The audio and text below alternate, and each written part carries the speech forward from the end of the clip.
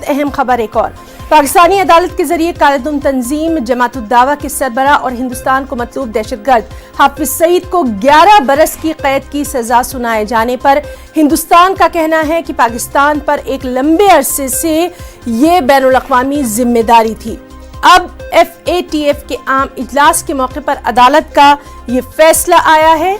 इस फैसले के मुस्बत असरात को देखना बाकी है। हिंदुस्तान का यह भी कहना है कि पाकिस्तान अपनी सरजमीन पर सरगर्म तमाम दहशतगर्द तंजीमों के खिलाफ कोई कार्रवाई करता है या नहीं, ये भी देखा जाना काफी अहम होगा।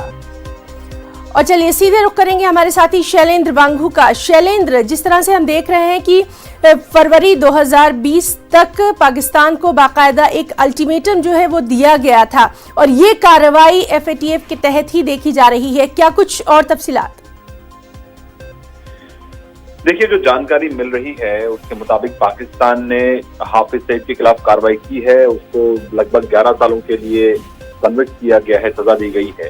लेकिन सवाल खड़ा होता है टाइमिंग को लेकर। हमारे पास ये भी फैक्ट सामने है कि FATF की जो मीटिंग पेरिस में होने वाली है उससे ठीक पहले ये फैसला लिया गया। तो कहीं ना कहीं पाकिस्तान लगातार ये कोशिश कर रहा है कि FATF की कार्रवाई से वो बचे। और हमने पिछले कुछ महीनों में ये भी देखा है कि FATF की कार्रवाई से बचने के लिए लगातार पाकिस्तान ऐसी कार्रवाइयां करता हुआ दिखाई दे रहा है।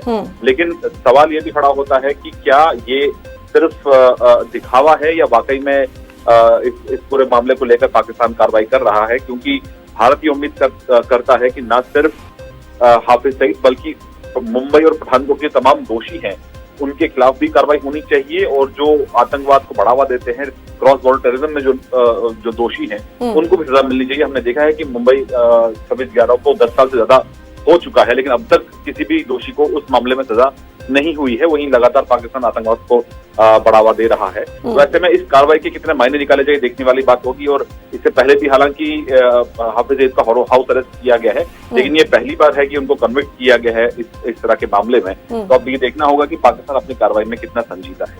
शैलेंद्र, जिस तरह से लगातार हम देखते रहे हैं कि हिंदुस्तान मुख्तलिफ प्लेटफॉर्म पर ये बात उठाता रहा है कि पाकिस्तान चाहे मनी लॉन्ड्रिंग के केसेस हों या फिर टेरर फंडिंग की बात हो, सबसे पहले पाकिस्तान को अपनी सरजमीन से जो दहशतगर्दी है उसको फरोग देना बंद करना होगा।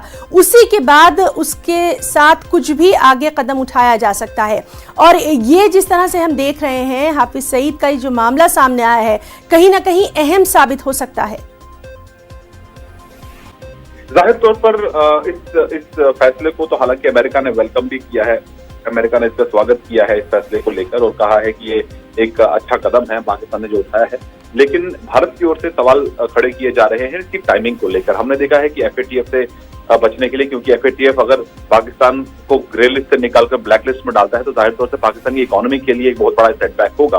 तो कहीं ना कहीं माना जाता है कि उससे बचने के लिए पाकिस्तान ये कार्रवाई कर रहा है। लेकिन पाकिस्तान कितना संजीदा है, क्योंकि हम ये सब जानते हैं कि हाफिज सईद को लगातार प्रोटेक्शन मिल रहा था पाकिस्तान के अंदर ही, इसलिए इतने सालों से उसके खिलाफ कोई कार्रवाई नहीं हुई। और बल्कि अमेरिका उसे नॉन स्टेट एक्टर बता रहा है। लेकिन ये सब जानते हैं कि किस तरह से पाकिस्तान की ISI इन्वॉल्व रहती है इस तरह के आतंकी हमलों में। तो जाहिर तौर पर इस तरह की जो कार्रवाई देखी जा रही है ये सब महज दिखावा है या वाकई पाकिस्तान कार्रवाई कर रहा है, इसलिए थोड़ा इंतजार करना होगा। क्योंकि आपको ये भी बता दें कि जिस तरह से अमेरिका भी कहीं ना कहीं अब पाकिस्तान के अपने स्ट्रेटेजिक फायदों के चलते पाकिस्तान का बचाव कर रहा है और पाकिस्तान को ब्लैक लिस्ट में जाने से बचा रहा है। तो ऐसे में ये देखना होगा कि पाकिस्तान कितना संजीदा होता है और क्या वाकई में जो कार्रवाई पाकिस्तान कर रहा है वो महज दिखावा है या वो वाकई में आतंकवाद के खिलाफ लड़ाई लड़ रहा है।